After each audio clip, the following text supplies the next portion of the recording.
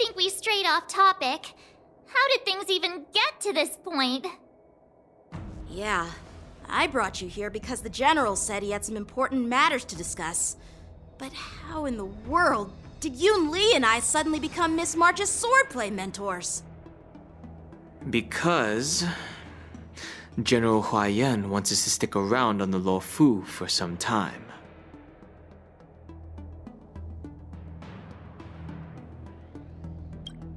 But from his point of view, we're no different from all the other tourists who may leave at any time. Since the crew's actions were mentioned in the Luofu's operations log that was given to the Alliance, he probably wants to see firsthand if we're as capable as the report claims, or if we're just some made-up excuse to save face. And he wants to see it for himself during the war dance, which is why he even dragged Yun Li into this. What began as a simple contest between two sword masters has now evolved into you two collaborating to mentor March. Elder Huaiyan is still that tricky general who likes to give everyone a headache. My apologies. Truth be told, I invited all of you to the ceremony because I wished for you to act as my witnesses. I apologize for not disclosing this information earlier. In the coming weeks, I'll also invite all of you to a meeting with General Fei Xiao, where you may need to answer her questions and clear up any doubts she might have. So please, be prepared for the meeting.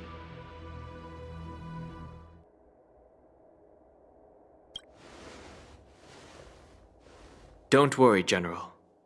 No matter what happens, I'm prepared to stay here as the Express's witness and answer any questions.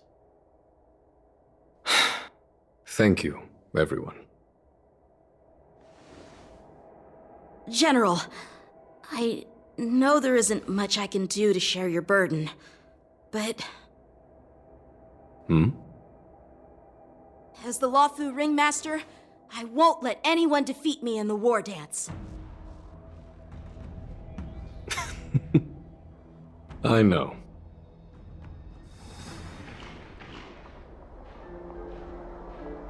The illustrious Merlin's Claw waiting for me? And for so long, too? It's quite an honor. It's been a while, General Fei Xiao. It's been 30 years since we last saw each other. Right, Yukong? Yes. Back then, you were the vanguard of the Yao Qing's Verdant Knights. And I was a pilot of the Luofu's Rainbow Fall Fleet. Who would have thought that upon meeting again, you'd be a general, and I'd have given up flying. Really does feel like a lifetime ago. Well, I wouldn't say I haven't seen you in 30 years. After all, your great victories are announced through the Yellow Bell resonance system every day. So I'm well aware of your great feats. How's your health holding up? Still stable, I suppose. Do you still remember the medic who saved me in battle? That healer with the odd name and peculiar temperament. What was his name again? Was it Pichu? Or Kachio? Jiao Cho. He's been my retainer and personal healer, delegated by the Alchemy Commission from the Xianzhou Yao Qing. Over the years, he's dedicated himself to managing my condition. It's thanks to him that I'm still in good health today. Given my background, I'm happy to have made it this far. I'm relieved to know that you're safe and sound. Well then, since you and Elder Huaiyan are here, I imagine you must have received orders from the Marshal? As your friend, may I ask how the Alliance intends to punish the General of the Luofu? The Arbor's rebirth has frightened the elders who lurk behind the scenes. They fear the resurgence of abominations, much like what happened 30 years ago. Although the report from the Luofu explained all the details, we don't know if the Ruin Legion really invaded, or how exactly the Stellaron hunters and the Astral Express became involved. This puzzle has many missing pieces. As you know, the fugitive Jing Liu, who mysteriously disappeared many years ago, has resurfaced. This time, she has brought along an outworlder and a coffin, claiming to offer the Marshal a method to fight against the Eons. The Luofu Preceptor has also leveled accusations against Jing Yuan for neglecting the Alliance's principles. She asserts that Jing Yuan enabled the exiled Imbibitor Lunae to re-enter the Luofu, thereby unlocking the lunarescent depths within Scale Gorge Waterscape, which in turn disrupted the Vidyadhara's dutiful watch over the Ambrosial Arbor. It is for these reasons that I have come here to the Luofu today. Well, duty calls. Perhaps I shouldn't have mentioned all of this to an uninvolved person, but since we once fought together, I didn't want to keep you in the dark. Perhaps pretending you didn't hear any of this would be for the best. I understand. I'm sorry. I was out of line. I know I shouldn't be defending General Jing Yuan right now, but... well, you know how I am. The Luofu has enjoyed centuries of stability since the end of the sedition of Imbibitor Lunae, much of which can be attributed to General Jing Yuan's masterful strategizing. Unfortunately, for a long-life species, enduring through the ages always culminates in a failure that undoes all previous achievements, a moment that our adversaries relish. That's true. And that's why I'm also here for another purpose. To visit Hule. Hule? You mean that Hule? The Borisin warhead? The same Hule who has been imprisoned in the shackling prison for over 7 centuries?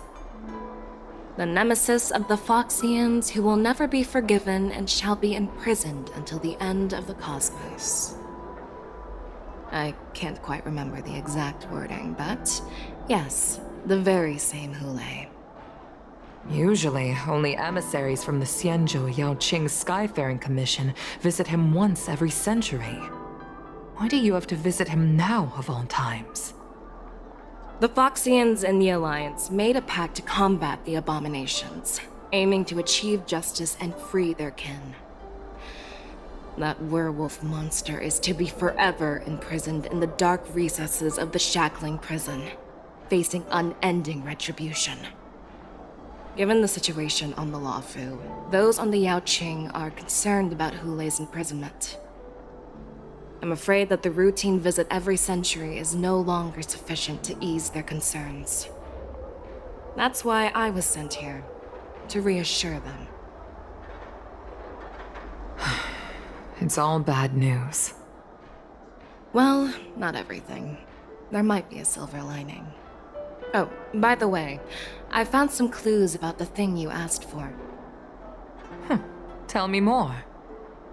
The Verdant Knights followed the route you mentioned and discovered the wreckage of the Whistling Flame ship. Unfortunately, there were no survivors and no cargo. However, someone had already been on the scene before we arrived. Our people? Or someone from the IPC? No, neither. Yukong, have you heard of a person named Ron May?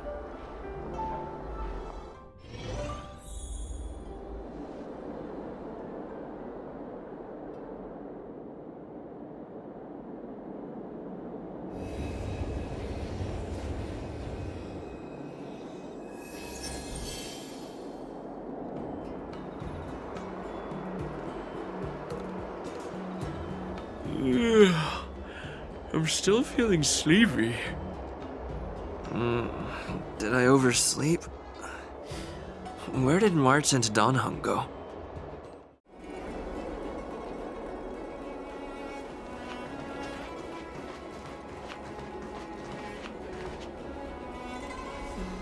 There you are!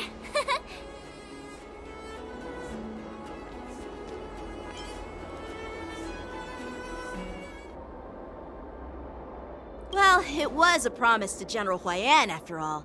I woke up especially early, so I can start teaching Miss March swordplay. Hey, why are you blushing, Master Yanqing?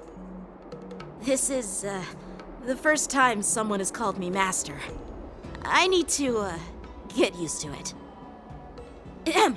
Let me make it clear.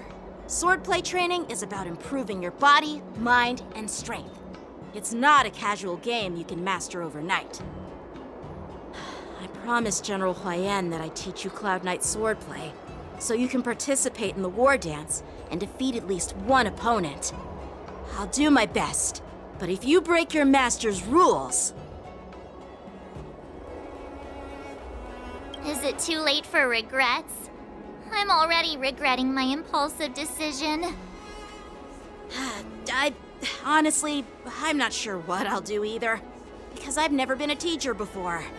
So, Miss March, please behave and don't skip classes. Or complain. You need to toughen up and train her properly, Master Yanqing. Don't go easy on her. You're so heartless. By the way, where's Yunli? I've found a quiet spot in the back garden of the Palace of Astrum for our first lesson together.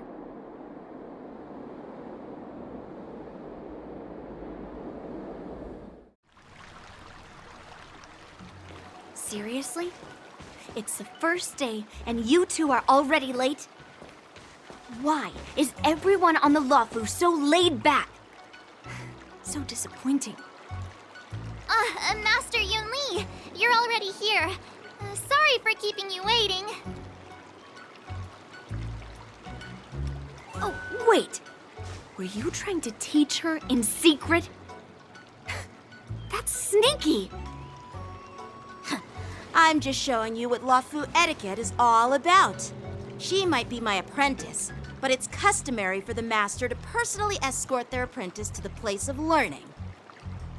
As the host, I'll be teaching Miss March the essence of Luofu's swordplay, after which she'll emerge victorious in the war dance ring. You won't be complaining about Luofu's swordplay then. Stand aside, rookie.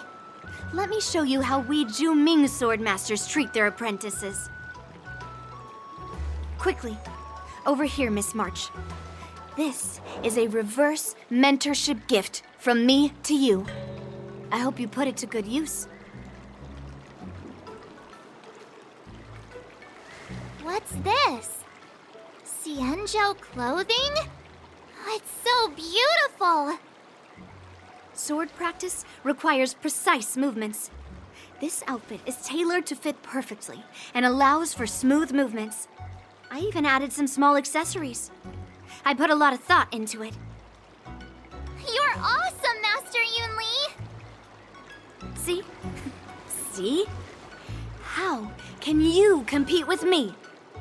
I'll teach March 7th the essence of Zhu-Ming swordplay so she can win the contest with my sword skills.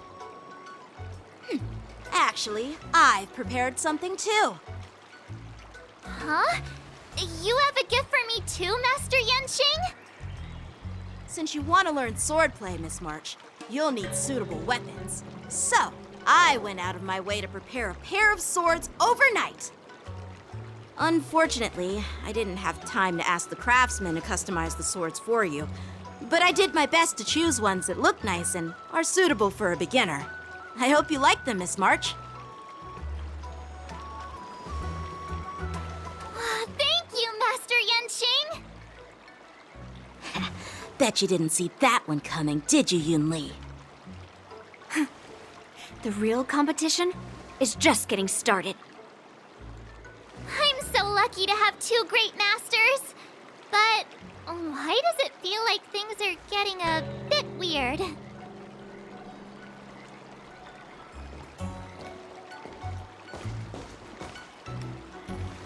So what do you think, Masters? Does this outfit suit me? Perfect. I chose it carefully. It's perfect for beautiful young swordswomen like you and me. All right, let's get started with the training. The person next to me is a Cloud Knight instructor I've brought in. For your first lesson, try exchanging a couple of moves with him. Wait. We're having actual combat training for the first lesson? Isn't that a bit too intense? Well, I heard you have some experience with archery and martial arts. The first thing we're going to do is see just how strong your fundamentals are. Come on, step forward and strike with the sword in the most natural way you can think of. It's important for us to grasp your natural movements so we can decide where to start and what you need to learn. If you're ready, let's begin. Okay.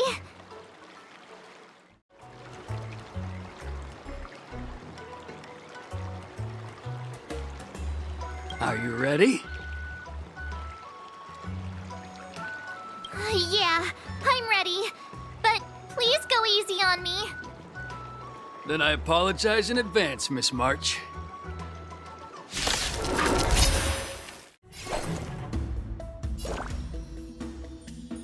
Pardon my manners. Again. Right on time.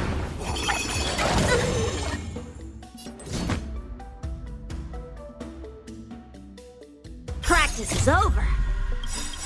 Swords descend!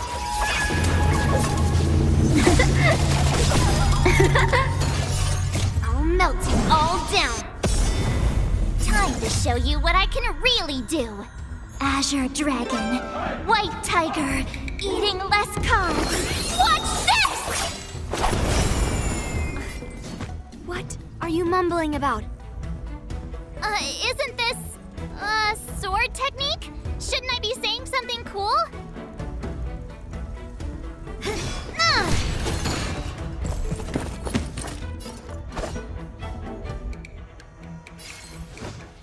Blade in flight! Blade drawn, mountains fall!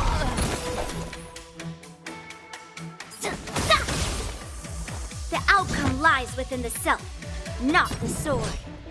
Rock-shattering slash!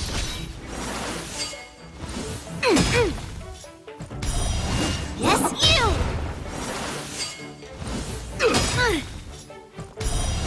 Right on time. Time for some sword play.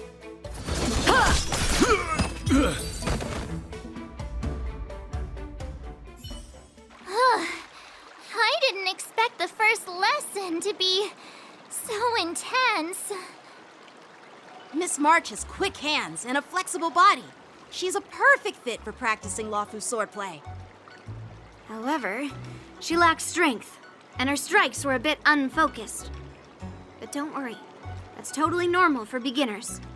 Once she starts practicing Juming swordplay, she'll make heaps of progress.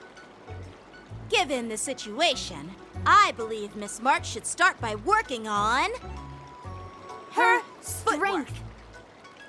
Seriously, do you actually know anything about swordplay, or what? I could ask you the same thing. Dual swords require agility. So what's more important than footwork? Instead of focusing on her strengths, we should address her weaknesses. The drawback of wielding two swords is not generating enough force. What good is being quick on your feet if you don't have strength? It's not like we're dancing here. Skilled sword masters know how to play to their strengths and work on their weaknesses. Start with what you're good at, then tackle your weaknesses. That's the right way to learn. You're quite the theorist, huh? Theorist? You claim to be able to talk to swords. So what does that make you? A lunatic? Hey, it's only my first lesson, and you're already arguing. Come on, calm down, masters. I'll have to improve both my footwork and strength anyway, so it doesn't matter which one comes first. But it does matter. Just listen to me, March 7th. Aww.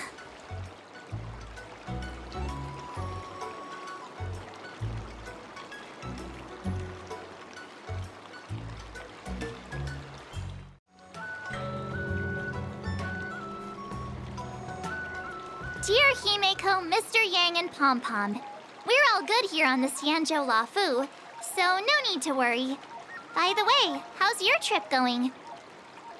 As for me, I've somehow become the apprentice to two Cloud Knight sword masters, and I've been honing my sword skills with their guidance. One of them is Yanqing, the boy we've all met before. The other is Yun Li, the granddaughter of General Hua Yan from the Xianzhou Juming. Both masters are super strict, giving me a real taste of how hard sword training can be. I tried to drag him into this, but he refused. Then I tried to rope Dan Heng in, but Master Yanqing wouldn't have it. Still, I didn't let the difficulty get to me. In just a few weeks, my sword skills have improved a lot. Both my masters think I have unique talents in swordplay, and are literally fighting each other to teach me their skills. Thanks to their guidance, I've actually made some progress. When I get back to the Express, I'll definitely show off my skills and impress you all. Looking forward to your reply. Yours, March 7th.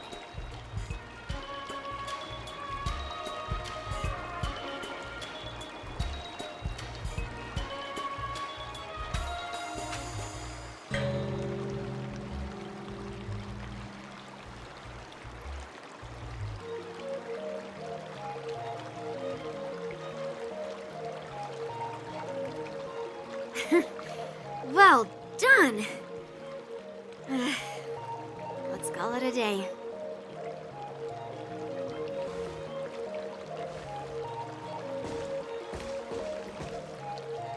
Miss March's sword skills are really coming along. She'll hold her own just fine in the war dance.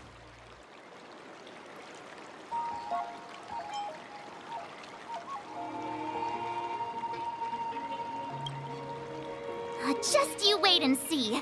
I'll show off my skills in the ring and win a match. I'll make both of you proud. Can you believe it? March 7th has actually become a pretty decent swordmaster in such a short time. Now I understand why Grandpa always had a grin on his face while training me.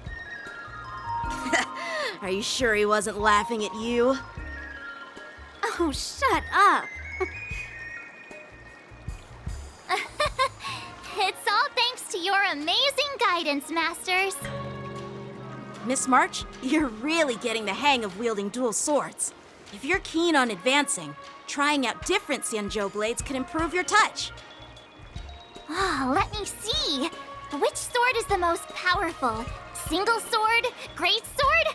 Or maybe a flying sword? There's no such thing as the most powerful sword. It's all about the skill of the swordmaster.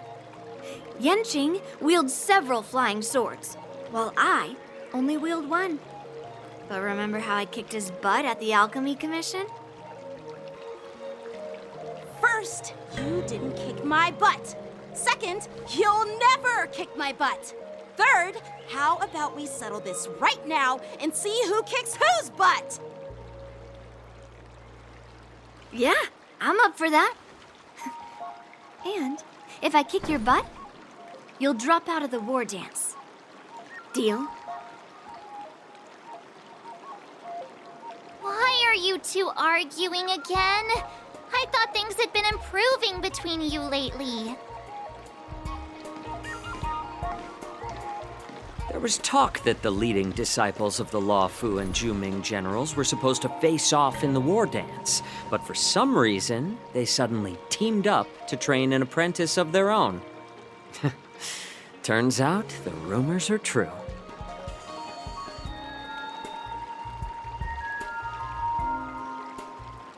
Tomorrow is the big day of the war dance. Shouldn't you two be focusing on honing your skills instead of teaching swordplay here? You're... Oh, that's right! You're the pink-haired fox from the Yaoqing!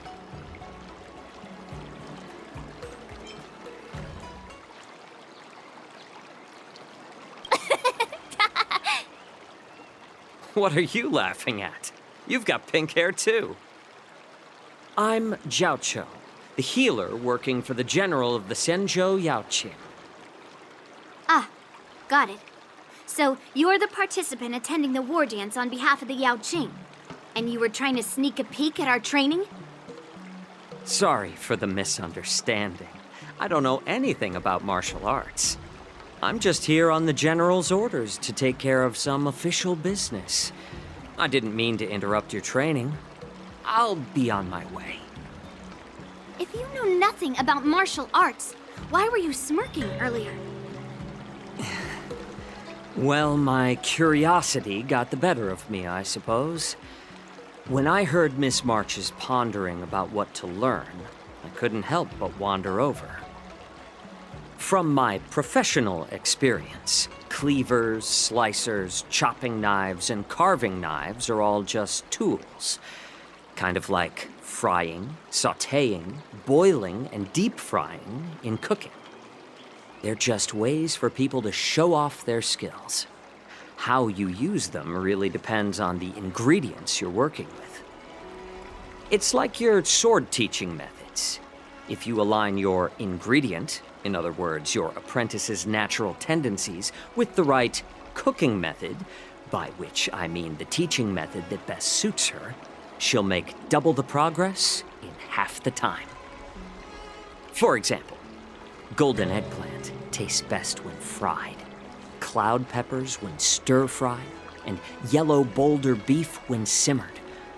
It's all about discovering the nature of the ingredients.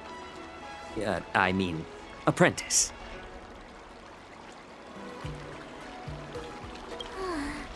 All this talk about food is making me hungry. Aren't you a healer? Why are you talking about food? Well, it's just a metaphor. The medicinal school I follow on the Xianzhou Yaoqing is called the Ranja School, that specializes in food therapy. So it's only natural that I know a thing or two about cooking. So, you're the General's cook? I'm a healer. But anyway, a cook who isn't interested in health doesn't make for a good advisor. Fine. Call me a cook if you want. Seeing the way you're looking at me, it's obvious you think I'm just some feeble academic who likes to blabber on about martial arts. But, in reality, I know a thing or two about killing. After all, the art of healing inherently encompasses both life and death.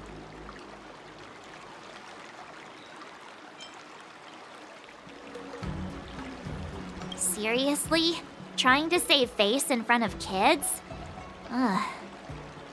Do you recognize this bottle of medicine in my hand? No. This is called tumble dust, an extract from an exotic flower named Yabra. Ugh, is it poison? Well, it depends on how it's used. With just one drop, it's able to numb a patient's body during surgery, making them painless throughout the entire process.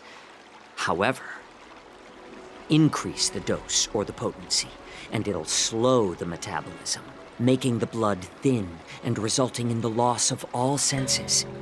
Even long-life species cannot escape its effects. This thing can save lives or take them. It's more powerful than the swords in your hands. That may be so, but still, I prefer settling things with a sword than, you know. Huh. Looks like I did get you all wrong. You're not a feeble scholar, but a sinister and despicable one. Hey, why the insults all of a sudden? I'm just sharing some medical knowledge here, not persuading you to poison anyone. Seems like you get real excited when talking about poison. I can't tell if that's an honorable thing or sinister. Picture this. 2 individuals. The one standing is full of malice. The other lying down is honorable and righteous. How can the one who's lying down label the one standing as sinister? In the throes of combat, where life and death hinge on a singular moment, every idea fades into nothingness. The only thing that matters is staying alive. Surviving the battlefield reshapes all notions of worth, be it integrity or treachery. In my eyes, their significance is negligible. Perhaps you've underestimated Yunli and me, Mr. Jiaoqiu. We may be young, but we've seen our fair share of war. Well, well. Then you should know that the war dance is nothing more than a contest. So why are you so focused on it? When I was appointed as the ringmaster for the war dance, I asked the general, we Cloud Knights are supposed to charge into the fray and slay enemies. Why do we have to swing swords in a ring just to please an audience? And this is how the general replied. To unsheath your sword in a ring is no different than on the battlefield, as your sword reveals the might of all Cloud Knights. The war dance is the perfect chance to showcase martial virtue and forge alliances from all over the cosmos. When we unsheath the sword without drawing blood, we not only display our might, but also the martial virtue of the Cloud Knights. That's quite an insightful statement, Yanqing. Well, my apologies for being so short-sighted. I've been on the Luofu for quite some time, but I haven't had the chance to see the ceremony venue for myself yet. Hearing you speak so highly of it has piqued my curiosity. Would you mind showing me around? You want to see the Sky Splitter ship where the war dance will be held? Let's go! I bet Yunli and Miss March haven't seen it either, right? Well then, I'll give you all a tour.